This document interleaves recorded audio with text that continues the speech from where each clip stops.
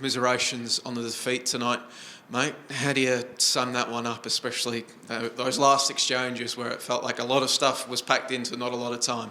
Yeah, look, it wasn't our best performance. Not an easy place to come. We know that history for the Mariners tells us that, but I thought the game started really slowly. Victory, happy for you to have the ball and wait for you to make mistakes, and that's exactly what we did. It's just a free kick that we misjudged. I think Dan Hall misjudged the free kick. It goes over his head, and it bounces, and 4-0 again, quality striker. That's what you got. Don't forget, Victory got quality players. You know, they're a big club. They're having a tough season. That's football.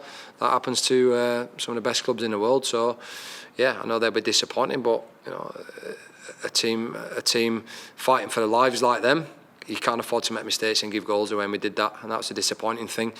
And we just weren't clinical enough in that front third. They put bodies behind the ball. They showed real desperation to block shots, block crosses, and we just couldn't find a route to goal. I don't think if we'd have played for 2 days, we'd have scored today. It's just one of them games.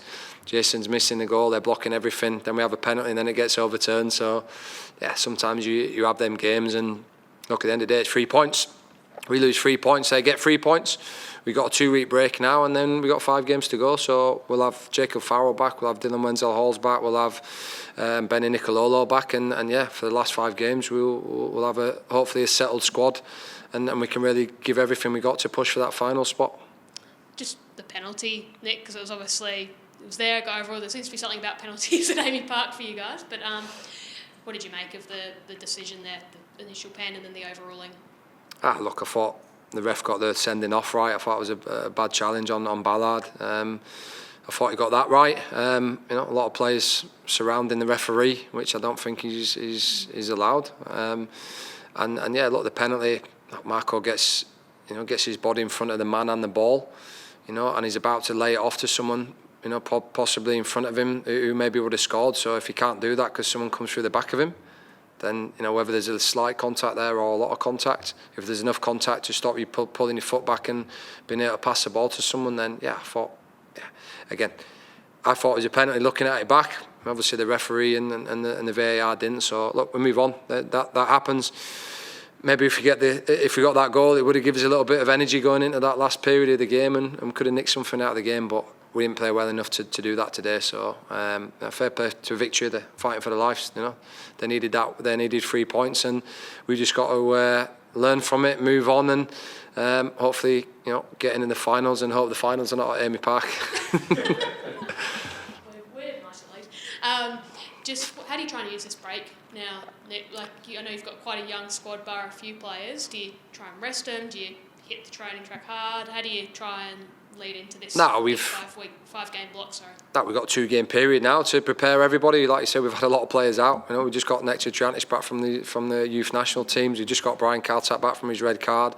We'll have Benny Nicololo back. We'll have Maresh, obviously another 2 weeks in training. So we've been really thin on the ground the last couple of weeks. So we've got to use these 2 weeks to get everybody back, get everybody fit, and get back on the training ground, because we know we're a good team. We believe we're a good team. But today we fell into their hands really, and gave away 2 poor goals. And if you do that, they're going to put 10 men behind the ball, and they've got some good defenders that are experienced, and they blocked everything and wasted as much time as they possibly could, which was frustrating. But that's football, and it's disappointing. But we move on now and make sure that come the last 5 games, we've got everybody back fully fit and a full squad and a strong bench. And when we've got that, we know that we can beat anybody. But you have to perform on the day. The table at the moment, it's been compact and tight all season, but it's remaining that way heading into the season's final 5 weeks. I know the cliche is you don't look at the table, you just pay attention to the next opponent. But you as a coach, how do you prevent nervousness from seeping into your players' performance so they don't start looking at the table and then they start going out there thinking, got to win today, and they start trying to force things? Look, for us, I think, we're the smallest budget in the league, youngest team, so expectation from me is to be top 6, and the players know that. But the reality is, I try to take that pressure off the players, because we've got a young team, a very young team, and right now they're getting experience. I stuck with the same team today that beat MacArthur in Mudgee last week, and I gave them the opportunity. I think that's fair thing to do. I could have changed it up today, I didn't. But yeah, at half time I had to make some changes and freshen it up and try and get minutes in the legs to boys that have been out for a couple of weeks through suspension, injury, national team. So yeah, it's been unsettled. It's been an unsettled couple of weeks. But yeah, it's the boys are confident. We don't enjoy coming here, but next game at home to Brisbane, so we'll prepare for 2 weeks, and obviously we want to win every game, and our home games is it's our stadium. We like playing there, so hopefully we can get a good crowd, and really it's a 5-game mini season. It's a 2-week break and a 5-game mini season, so we'll try and get as many points as we can in that last 5 games. And hopefully we can get in the finals, and once we're there, I think it's a lottery, and we know we can beat anyone, so that's the aim now. You mentioned that you do have the lowest budget in the league, and it's probably no coincidence that the most consistently successful team in the regular season has been Melbourne City over the past few seasons with the biggest budget. Now you're trying to make another final season in a row with that, but how difficult is it to maintain, making finals football year after year when you can't afford to bring in depth, and you have to rely on an academy and all those other little things? Yeah, that's when I think what is success? Success for us is competing with the big teams with the big budgets, and it's developing players and selling them. We sold 5 players last season. We sold Garang Kual, who was a big impact off the bench for us in obviously to Newcastle United at the end of last season. We are a club that develops and sells players, so that's my job to recruit like we did with Tullio, with Maresh.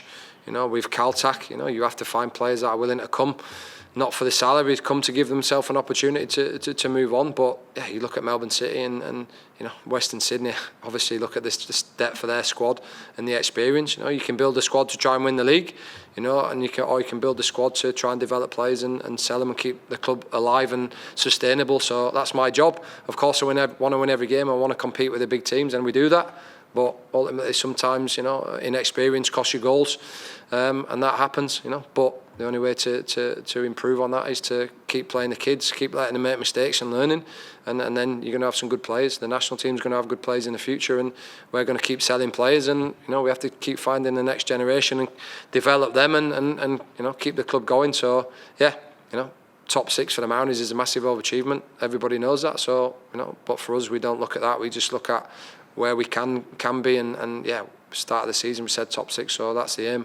Where we land it ultimately is where we'll deserve to be, but we're in a good position now, with the rest of the teams in that pack. Today's missed opportunity. We've had a few missed opportunities lately, but what we've got is a 5-game mini season coming up, and everyone's going to have the same. So we've got 2 weeks to get ready, get players back, and get the squad back to full strength and settled. And just any injuries to come out of tonight or fitness concerns? No, James Montgomery took a bit of a knock on the back of his ankle on his Achilles, but he was limping a little bit at the end, so I had to reshuffle. But he's been fantastic for us, and again 2 weeks now to get everybody fully fit. And like I said, Dylan Wenzel-Halls, we signed him in January. He rolled his ankle on the first day of training, so he's just about fit now. 2 weeks now to get him ready as well, and everybody fighting for spots come that Brisbane game.